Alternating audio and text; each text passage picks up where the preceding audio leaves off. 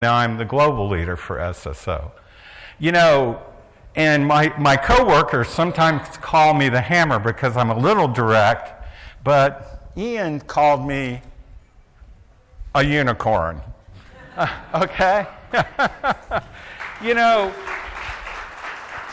but everybody in this room is a unicorn, right? If you're working in the identity space, we're doing stuff that people don't understand. You know, it's like the air. When it works, everybody goes, oh yeah, well that's how it's supposed to be. But when it doesn't work, you are the worst person on the planet, right? So,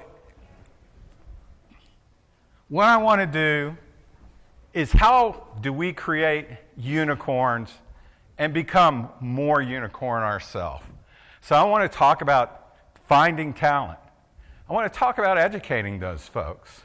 I want to talk about mentorship and giving them real work and feedback and collaboration and real life. So we're all going to be unicorns when we finish here, maybe. All right? So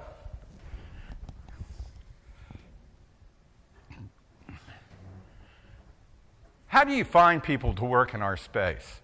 You know, I have looked at thousands of resumes in the last 10 years.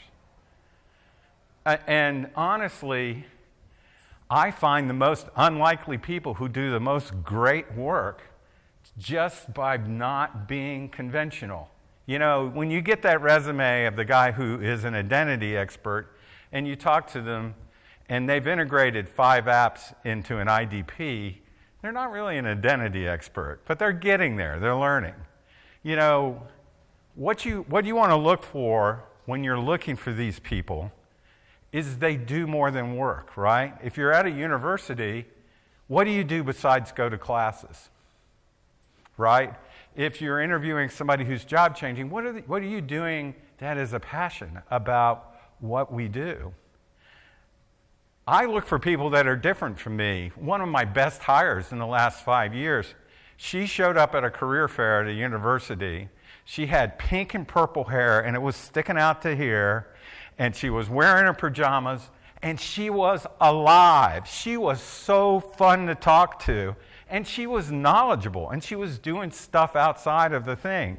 She went back to her dorm room, changed out her pajamas, and came back and gave us her resume. And she's an identity security expert now. You want people that have that passion, and you know it when you talk to them. You can feel it. The other part of it is they're interested in technology.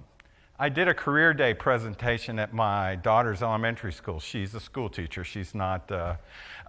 And so what we did was, I said, because this was a given question, how many of you play games? And they put their hands in the air. The whole room, everybody had their hands in the air. How many of you have taken time to figure out how those games work? And only like 2 or 3 kids will put their hand in the air. Those are the kids you want. You want the ones that are the critical thinkers. You want the ones that step back and say, how do I make this work? What do I do? Right? You want those people. The second part of that is, do they fit with your team?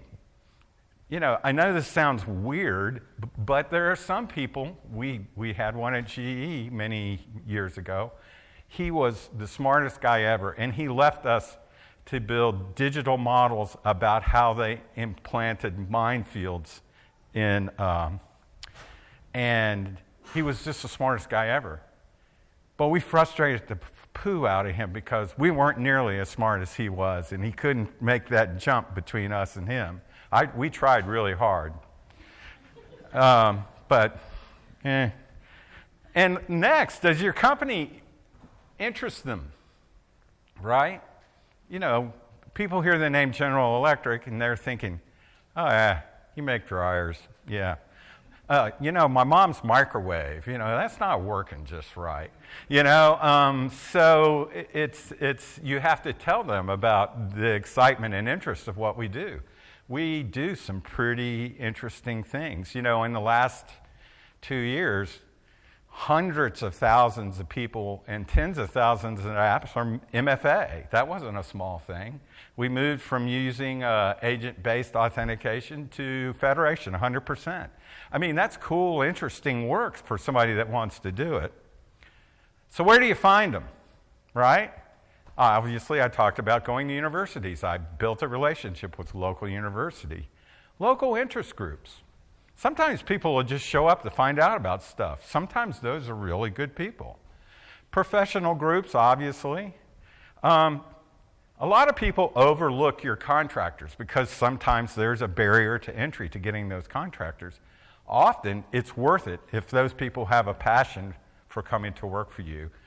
I've got a person who was a contractor with us. He's my lead automation engineer. He's awesome. There was a barrier to entry. He's paid that back 1,000,000 times over.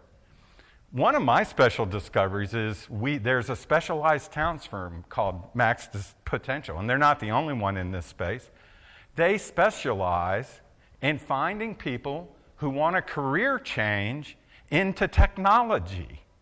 And they actually have a structured education process, but you don't get into it until you have some barrier to entry to prove that you have this passion. So the unicorn cults are out there, but you just got to find them. The next thing is education. And this is a step that a lot of us miss, right? Education. Oh my God, I got to go to community college, which I did. You need to want, and she talked about it in the previous talk, continuous learning. Do you think that I would be standing here today if I hadn't been a continuous learner, given how the world has changed? You have to be a continuous learner. I can't tell you the number of classes I've taken at universities that I've gotten 0 credit for. I probably have a master's degree by now, just to learn, just to audit the class and learn about what was going on. There's 1,000,000 online classes. LinkedIn has stuff. There's all sorts of different things. YouTube and Reddit. My friend Hutch right here turned me on to Reddit many years ago, and it's great stuff out there. A key one in our industry is ID Pro. They have a great book of knowledge. It is awesome. It's there to use. Good stuff. And they have a certification. If you get somebody to certify as ID Pro, I guarantee you they know what we do. Universities, I talked about that. Don't ignore your vendor classes. What you're doing with education is building the platform that you can build your business's specialization on. You want them to have that base knowledge of how a database works and all of those things, how to set up an OIDC integration, how to set up a policy, those things, how to change a schema. Vendor classes will give you that specifically for the tool sets you're using. And they all have them. I mean, all of the major products. Books, my friend sitting right here, John Letton, has written a wonderful book about integration in the environment. Podcasts, and this last one is something people will ignore. Your company is in business to deliver a value. I don't know what it is for your company. I have a pretty good idea what it is for my company. You need your teams to understand the business value of your company. At GE right now, the GEs that I deal with, it's 3 separate things. One of them is to electrify and decarbonize the world. That's what we're going to do in the electric company. In the healthcare business, we are going to provide the best healthcare service in the world. And at aerospace, the most efficient engines, the most carbon efficient engines in the world. And by the way, we create 1/3 of the world's electricity, and 1/4 of the jet engines in the world are ours. So we're a pretty substantial company. But this gives you the growth. This gives you the platform. Use these tools. Don't ignore them. When an employee comes to me, and I actually encourage them, I want to take a class, and we use Ping. I want to take a Ping class. I go, yep, do it. Go take it, And I just got a bill for one 18 months ago. I don't know what was going on with that, but that's another conversation.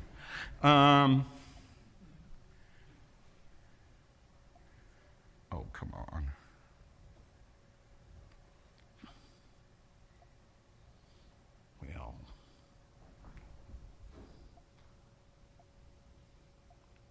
Well, what the heck? Not even the down button's working now. There we go. Let's see if I can get it to go back. All right, here we go. Let's see if it stays. All right. What do you do next? You found them. You got them in this foundation. Give them real work right out of the chute. Real work, right? Even an intern, right? I try to come up with something where when the interns leave, I can use it. It's usually something small, but it's usually something of value. And what you do for the person who is straight out of university or a career change group, it's small. It'll be smaller.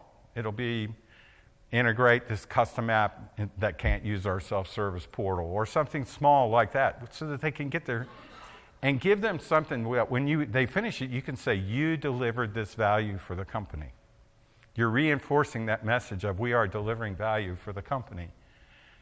And then give them successive challenges. Now, if I have somebody who's been in my organization for 20 years and, of course we give them stuff that no human being will want to work on, but they do it anyway. So, you just have to align the real work to people's skill level. A key next step is mentorship. I have mentors. One of my key mentors is somebody that I worked with. He ran a business for years and years. He's retired now. And I still go to him and say, what do you think about this? And he and I will sit down and talk about it. And, I always get good value. Mentorship isn't this, I get to meet with the senior vice president once every 90 days. Aren't I a cool person, right? All of our HR groups have those special programs where you can have the leadership mentorship. You want mentorship, peers, somebody outside the business. It always needs to be a two-way. Don't ignore the company programs, use them, but everybody should have somebody to talk to and bounce ideas off of outside of the team. Well, your team should also be a very open and collaborative environment where ideas can come up, because they do in mine pretty regularly. Career. All of us have heard you own your career, but that is true. You do own your career. And you need to help them know they own their career. Help them set goals. Help them envision the next step, whatever the next step is. Whatever they want the next step to be. Always, if people are ready, stretch them. Give them stretch work. If it's an easy task, and I know my senior engineers can knock it out in, a couple days, but I'll give it to the new guy, and it's going to take 3 weeks and a couple days of my senior engineer's time, it's still worth it. Because the next time we need to do that, and the senior engineers aren't around, they'll be able to at least give it a try and get much closer. Be prepared. Also, help them recognize times of change. In our industry, I think we're on the inflection point of a time of change. I think with Passkey and some of the other technologies that are coming along, I think we're at a point of change. I can tell you the company I've been a part of has gone through a series of changes. I have gone through a series of changes. I've always had times of change as opportunity. I've always come out of them better because I viewed it as an opportunity. And times of change happen in every company, in every life, everything. And the message of this whole slide is, at work, when you stop growing, you become the mainframe programmer in the corner with the cards, and you don't want to do that. Those guys make a lot of money now, though. All right?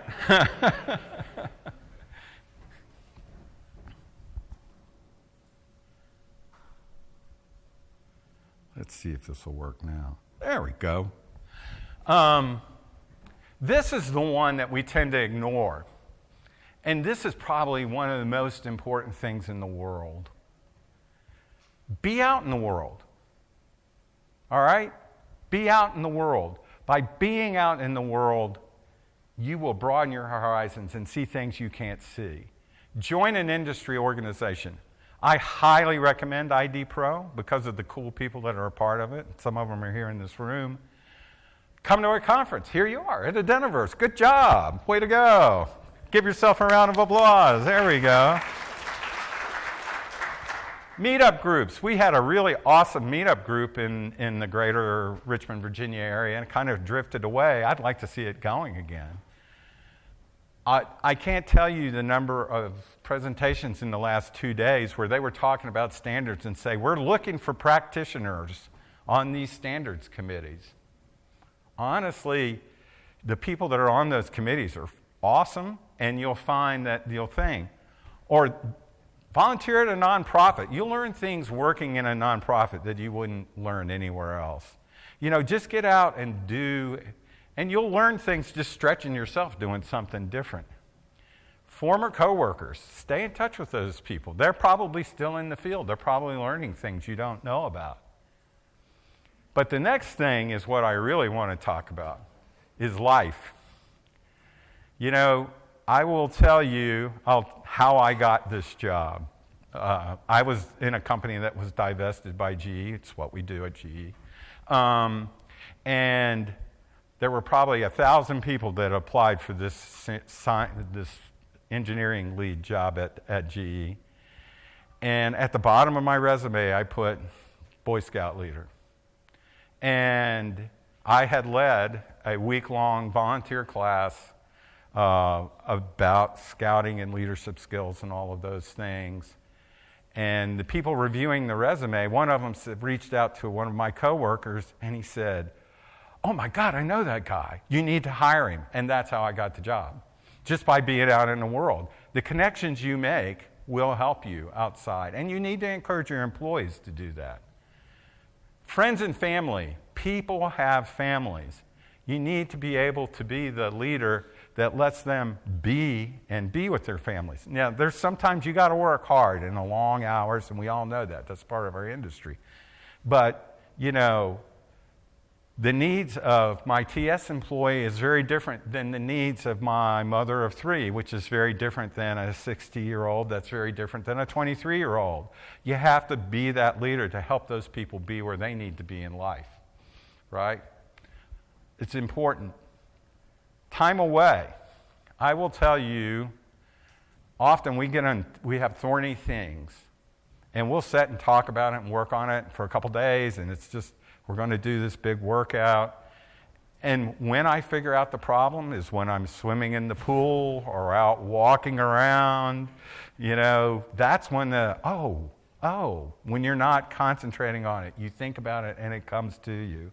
Time away is valuable. You become tunnel focused when you're sitting in those rooms. New stuff.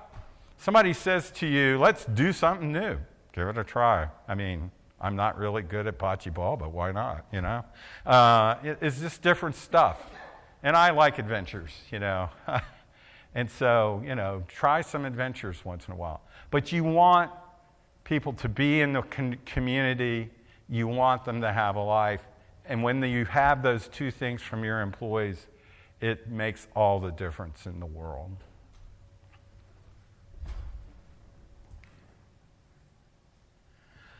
I'm going to give you some real-world examples. I actually did a whole presentation about leadership styles that never made light of day.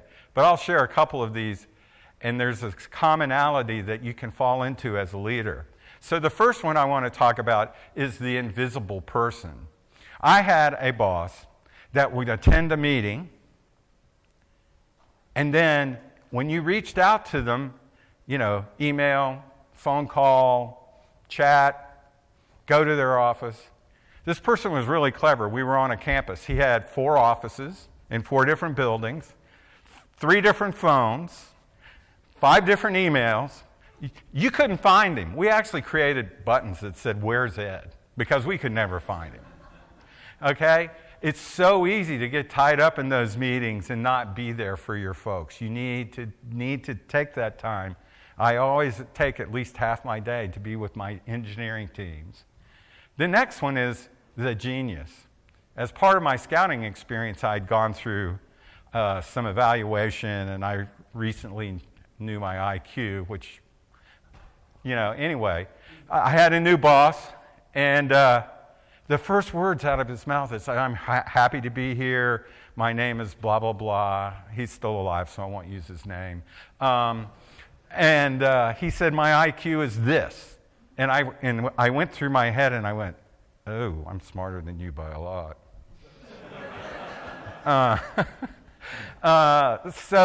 And he did that in every meeting. He had to be the smartest guy in the room. No matter how good your engineers were, he was going to override whatever solution you had.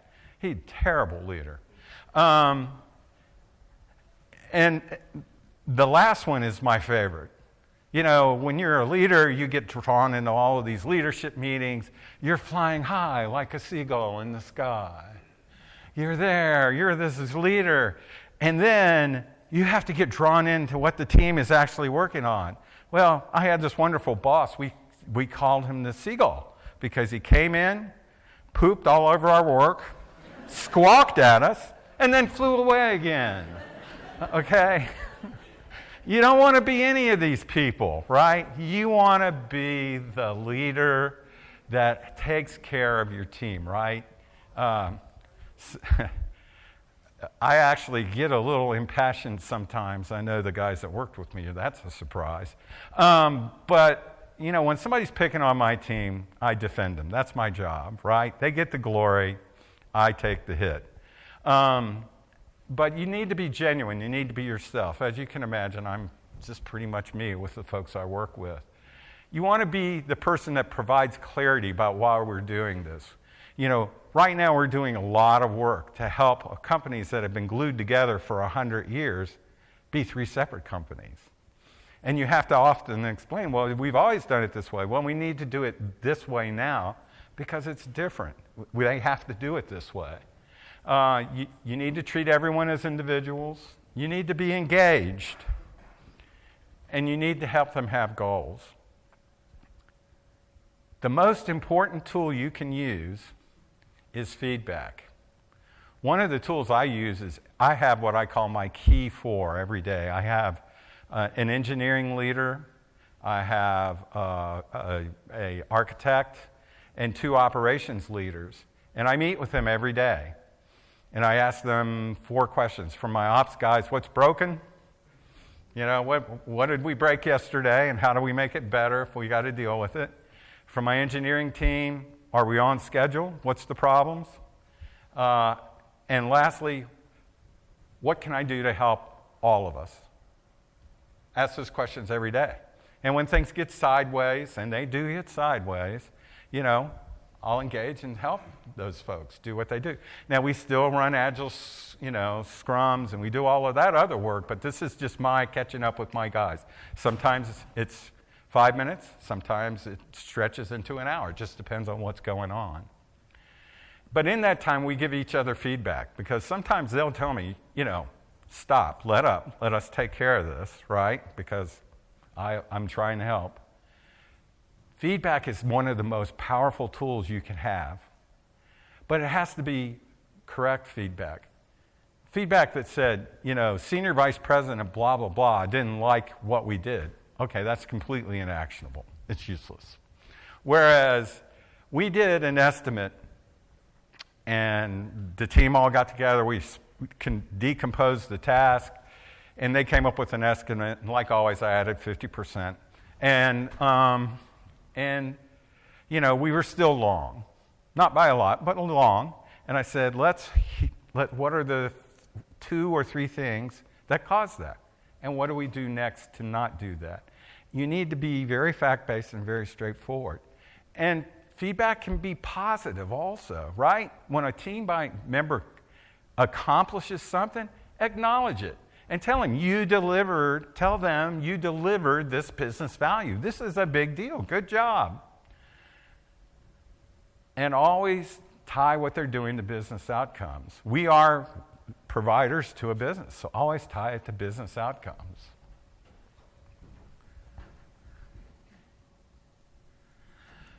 All right, I got to ask why I included this slide.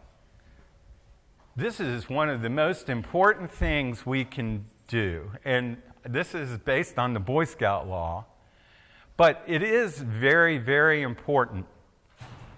What we do has to be ethical. Your people need to behave ethically. They don't have to follow my rules. These are rules I just developed for me. But we need an ethical framework. They need to understand we are the ones keeping the bad guys out. And yeah, it'd be easy to cut that corner, but what's the price, right? When somebody wants me to do this really magical one-off, I always ask the person requesting it, who's going to know about this 2.5 years from now when it breaks?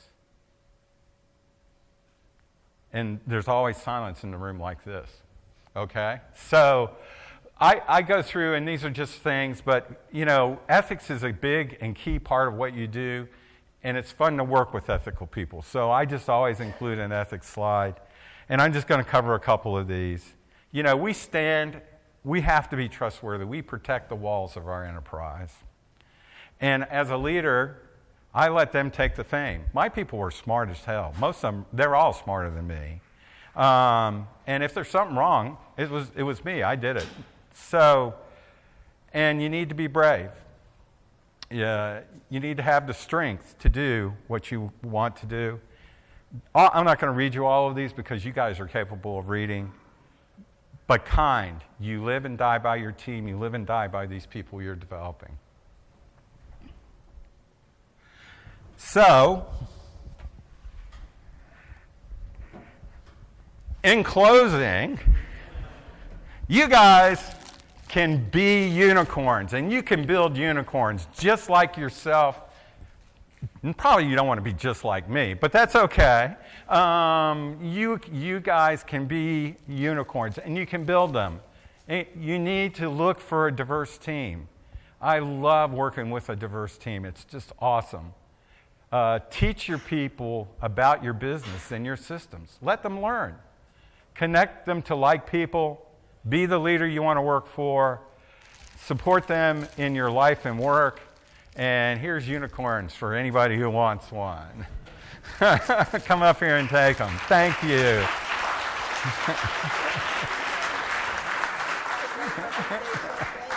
Thank you.